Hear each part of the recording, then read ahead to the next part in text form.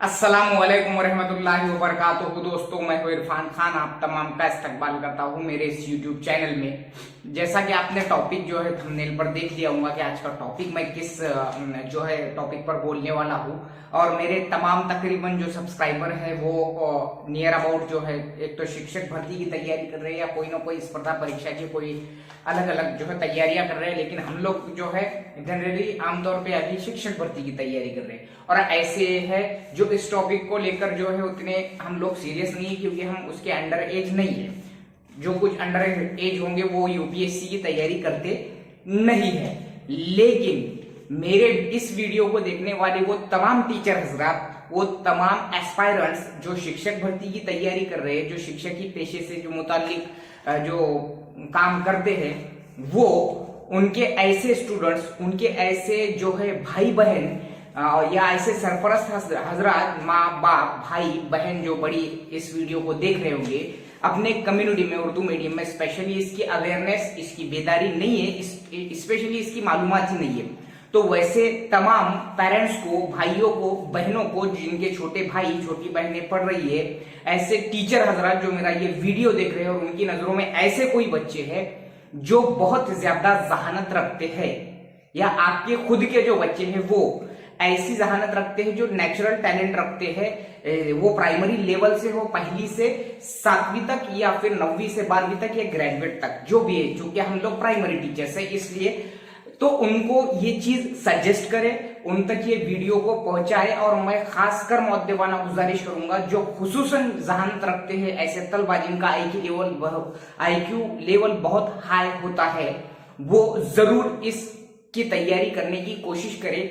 हमारे कम्युनिटी में इसका परसेंटेज बहुत कम है। ज्यादा लंबा ना जाते हुए मैं यही आखिरी गुजारिश करूंगा कि टीचर हजरात भी और ऐसे सरपरस्त जो मेरा ये वीडियो देख रहे हैं, उनके बच्चों को नीट की तो हम तैयारी करा ही रहे हैं। नीट ये आजकल का जो है ज्यादा चलने वाली चीज है, लेकिन इसका भी जो है वैल्यू यूपीएससी के सामने बहुत कम है, यानी फीकी है। क्योंकि इसका रीजन ये है कि भारत के बड़े बड़े एमडीज, बड़े बड़े आईआईटी इंजीनियर्स यूपीएससी की तरफ आ रहे हैं, ऑन ड्यूटी वाले भी।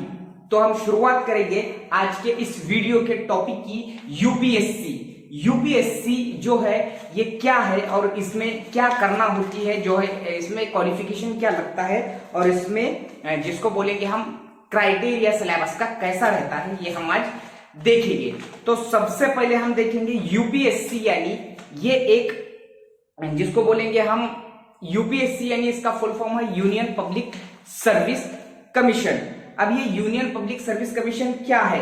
ये एक एजेंसी है जो रिक्रूटमेंट डिपार्टमेंट है, जीओआई, यानी गवर्नमेंट ऑफ इंडिया का एक रिक्रूटमेंट डिपार्टमेंट है जो क्लास ए और क्लास बी की जो है रिक्रूट करता है। यानी जो रिटायर्ड होते हैं भारत में, जो रिटायर्ड होते हैं क्लास ए और बी वाले, उनकी डाटा को जमा करना और फिर भर्ती लेना, यानी आम जबान में भर्ती लेने वाली क्लास ए और बी की ये एक एजेंसी है यूपीएससी। ओके, इसके बाद में ये ऑल इंडिया जो सर्विसेज इसकी भर्ती करती है, उसके बाद में सेंट्रल सर्विसेज एंड कैडर की भर्ती करती है, और आर्म्ड फोर्सेस की भर्ती करती है। नियर अबाउट भारत में ये 24 टाइप के जो है अफसरों की भर्ती करती है। खुसूसन मेरे इस वीडियो को मुकम्मल देखने की कोशिश करें, जिसमें आते हैं, मैं कुछ खास जो है आपको बताऊंगा। उसमें IAS, IPS, IFS, IRS, IPS, ESE, CDS, NDA, ये खास कर जो है इसमें जो है रेवेन्यू डिपार्टमेंट,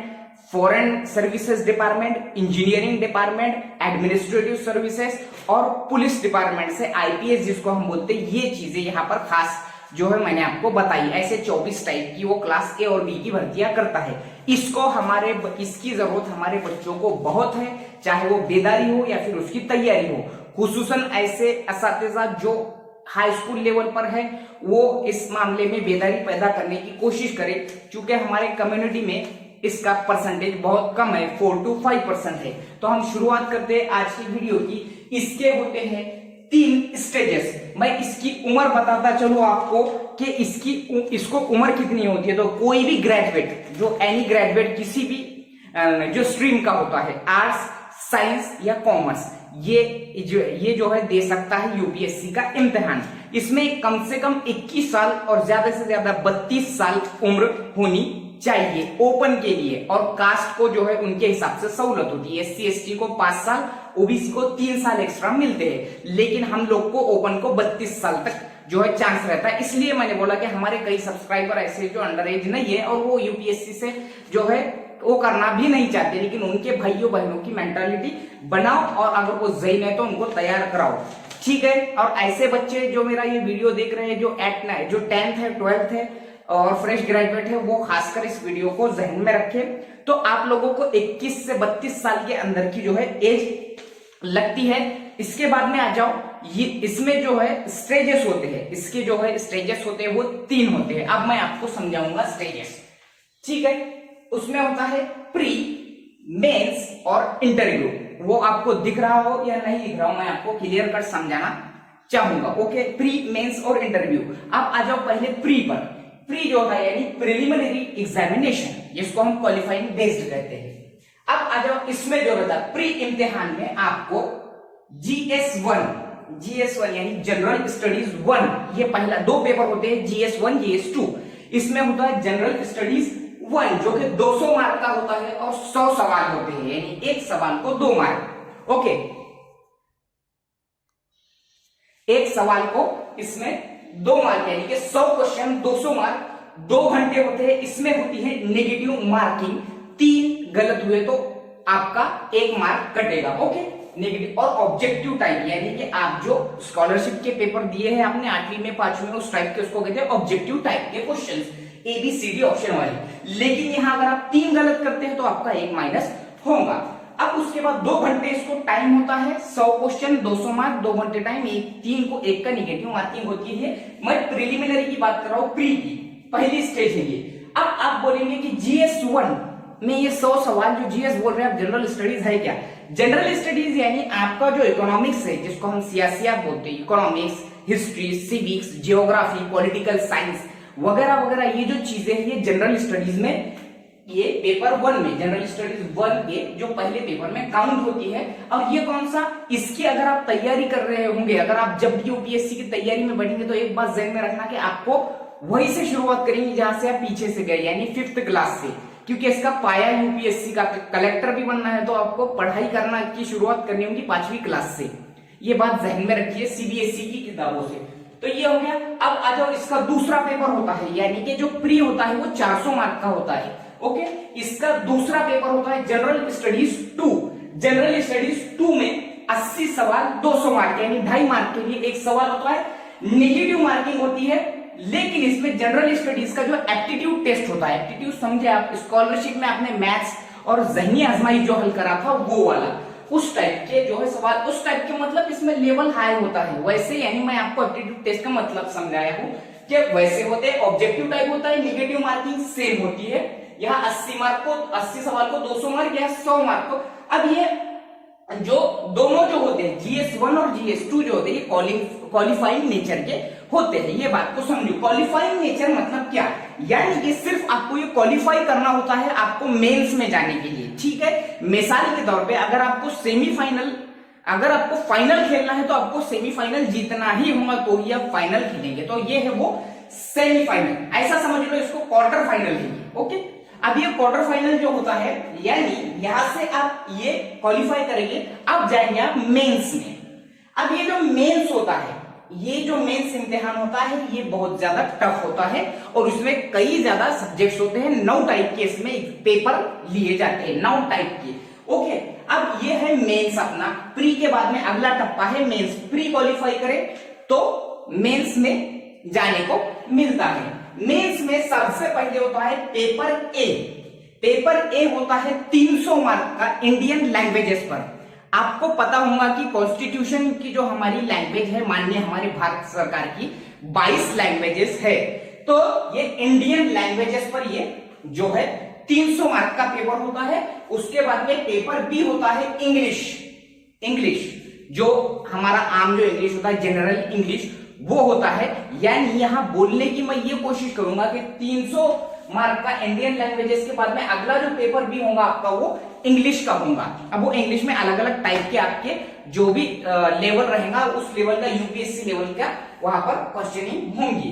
अब ये लैंड पेपर ए और बी जो है ये भी क्वालिफाइंग नेचर के होंगे। ओके, यानी ये भी क्वालिफाई अब जब करेंगे तो आप जाएंगे आप अगले इसमें, यानी सिर्फ आपको ये क्वालिफाई करना है, इसमें कितने लेना है वो नहीं, सिर्फ आपको ये पास करना है और पास का कुछ परसेंटेज रहता है वो पास करके अब जाएंगे हम अगले टप्पे पर। फिर आ जाओ पेपर 1 2 3 4 5 6। अब ये जो है इस टाइप के पेपर होते हैं। अब ये आ जाओ पेपर 1 में। यहां पर पेपर 1 जो होता है एस्से राइटिंग आप जो है बचपन से करते आ रहे हैं, निबंध लेखन जिसको हम बोलते हैं, तो इसकी भी जो है आदतें हमको पहले से इसलिए होनी चाहिए। देखिए कलेक्टर बनने के लिए भी आपको यहाँ एस्से राइटिंग की जरूरत होती है, तो एस्से राइटिंग जो होता है आपका वो 300 मार्क का होता है पेपर 1 में मेंस के। पेपर ए और बी हो गया, पेपर ए और बी के बाद में मैंने बोला वो एस्से राइटिंग 300 मार्क का। तो एस्से राइटिंग जो है आप इसमें खास बात ये रहती है कि आप अपनी रीजनल लैंग्वेज में भी लिख सकते हैं, आप आपकी मादरी जबान में भी लिख सकते हैं। 22 लैंग्वेजेस जो रहती है भारत की वो इसको मान्य रहती है, यानी हम उर्दू में भी लिख सकते हैं एस्से राइटिंग। ओके, लेकिन उतने जुमला बंदिश उस जबान की पक्की होंगी तभी यहां मार्क मिलेंगे। ओके, अब आ जाओ पेपर 2 पेपर 3 पेपर 1 2 3 4। इसमें के ये जो पेपर 2 जो है 2 1 इसमें के 1 2 3 4 यहाँ के 2 3 4 और 5 सॉरी तो जो पेपर 2 3 4 और 5 जो होते हैं तो ये 2 3 4 5 ये जनरल स्टडीज के होते हैं। जनरल स्टडीज मैंने आपको बताया है क्या होती है, और हर जो पेपर को ये पेपर 2 3 4 और 5 इसको 250 मार्क होते हैं, यानी 1000 ये मार्क हो गए। यानी यहाँ पर जो है जनरल स्टडीज के लिए 4 पेपर होते हैं। और उसके बाद में आ जाओ अगले इस पर मैंने ये बता दिया एस्से राइटिंग। उसके बाद में पेपर 2 3 4 5 ये जो पेपर होते हैं ये होते हैं हमारे जिसको बोलेंगे हम जनरल स्टडीज। अब ये जनरल स्टडीज में क्या है, अब इसमें वोलेन 16 आ गया, ये जनरल स्टडीज में वोलेन 16 आ गया है, यानी कि आपकी कोई सीमा नहीं है जनरल स्टडीज की। यानी इसकी जनरल जो स्टडीज यानी जो आपकी जनरल नॉलेज है, यानी आपने बचपन से लेके तो ग्रेजुएशन पोस्ट ग्रेजुएशन तक जितने भी सब्जेक्ट्स पढ़े हैं ये है जनरल नॉलेज का या जनरल स्टडीज का एक हिस्सा। अब आ जाओ अगले मेंस के जो है मैं अगर अगली बात करूं मेंस के लिए, यहां पर जगह नहीं थी इसलिए मैं आपको समझाने की कोशिश करूंगा। अब जो पेपर 6 और 7 है ये हो गया हमारा पेपर 2 3 4 5। अब पेपर 6 और 7 जो है पेपर 6 और 7 में आपको जो है इस जीएस के अलावा ये जीएस जो है आपका मैंने अभी बताया, यहां पर भी जीएस है यहां पर भी जीएस है, तो ये जीएस हो गया आपका कौन सा, मैंने जो अभी बोला जनरल नॉलेज हो गया, इकोनॉमिक्स हो गया, पॉलिटिकल साइंस हो गया, हिस्ट्री सिविक्स ज्योग्राफी वगैरह वगैरह वगैरह ये सब जीएस में आ गया। यानी यहाँ ये जीएस का मामला खत्म हो गया। लेकिन अब जो 6 और 7 का पेपर है यहाँ आपको एक ऑप्शन रहता है 6 और 7, इसमें आपको चूज करना होता है, यानी इसमें आपको सिलेक्ट करना होता है ये 250 मार्क के 2 पेपर, यानी 250 के 2 पेपर, यानी 500 के 2 पेपर, छठा और सातवां होता है। छठे और सातवें में आपको यहाँ पर आपके दिलचस्पी के हिसाब से यानी जो भी आपका जो है, जैसा मैं बोलूं अगर ऑप्शनल कैसे physics chemistry biology history political science जो आपको पसंद है ऑप्शन जो देंगे रहते वहां पर जितने भी सब्जेक्ट के, तो उसमें से कोई एक ना एक तो भी अपना पसंद का सब्जेक्ट रहता, उसमें से एक चूज करके हमको उसके बारे में जो है वो सवाल होते हैं। और इसी के दोनों भी पर्चे होते हैं, जो आप एक सब्जेक्ट जैसा कि मिसाल के तौर पे आपने केमिस्ट्री चुन लिया तो वो दोनों भी पर्चे आपको केमिस्ट्री के ही होंगे 250 मार्क के, यानी जिसमें इंटरेस्ट है वो लो। लेकिन इतनी बात है कि आसान नहीं होते हैं, टफ होते हैं, इसलिए ऐसे बच्चे 10वीं और 12वीं के जो मेरा ये देख रहे हैं सिविल सर्विसेज की आप तैयारी करो, आपकी जहानत बनाओ। अब इसके बाद में आ जाओ कि इंटरव्यू होता है 275 मार्क का यूपीएससी का, ये चोटी का यानी कि सबसे टफ इम्तिहानों में से एक इम्तिहान भारत के या वर्ल्ड की भी अगर काउंट करें तो उनमें भी इसकी काउंटिंग हो सकती है। यूपीएससी की इतना टफ इम्तिहान होता है और उसमें भी जो होता है इंटरव्यू बहुत टफ होता है, पैनल बहुत जो है इसका बहुत ज्यादा जबरदस्त पैनल होता है और बहुत ही सेलेक्टेड कैंडिडेट को चूज करते हैं। तो हमको इसकी तैयारी करें तो कोई प्रॉब्लम नहीं जाएगी, यानी यूपीएससी की तैयारी के लिए हमको ऑलराउंडर हाजिर जवाब और तमाम स्किल्स में हम परफेक्ट होना बहुत जरूरी है। और आपकी जो है पढ़ने की जो है तरीके, आपको जो नॉलेज लेने के तरीके जो है आपके अंदर ऑटोमेटिकली पैदा होने चाहिए। तो आप जो है इजीली इसको क्रैक कर सकते हैं। अब आ जाओ इंटरव्यू पर। इंटरव्यू 275 मार्क का होता है और जब जो रिजल्ट तैयार होता है वो 55 या 60% के आसपास ही आमतौर पे फाइनल मेरिट लिस्ट आती है। फाइनल मेरिट लिस्ट में प्री के मार्क्स को काउंट नहीं किया जाता है, मेंस और इंटरव्यू मिलाकर फाइनल रिजल्ट लगाया जाता है। ठीक है, यानी फाइनल रिजल्ट के टाइम पे आपको आपके मेंस के और आपके इंटरव्यू के मार्क्स देखे जाते हैं। ये बात ध्यान में रखिए। ये तमाम चीजें उन 10th और 12th और फ्रेशर ग्रेजुएट्स के लिए बता रहा हूं जो उर्दू मीडियम है और जो दिलचस्पी रखते हैं, जो आला जहानत रखते हैं। ऐसे तलबा, ऐसे शिक्षक जो देख रहे हैं, जो उनके बच्चे हैं, जो उनके विद्यार्थी है, अगर उनको बताए तो बहुत बेहतर होगा। अब आ जाओ ये इंटरव्यू और ये मेंस और इंटरव्यू मिला के आपका सिलेक्शन होता है। यानी आप कलेक्टर, आईपीएस, आईआरएस वगैरह वगैरह ये जो बनते हैं, फॉरेन सर्विसेज जो बनते हैं, तो ये इतना जो स्टेजेस को पार करके आपको आना होता है। यानी मुश्किल है लेकिन नामुमकिन नहीं है। अब आ जाओ प्रेफर किसको करना।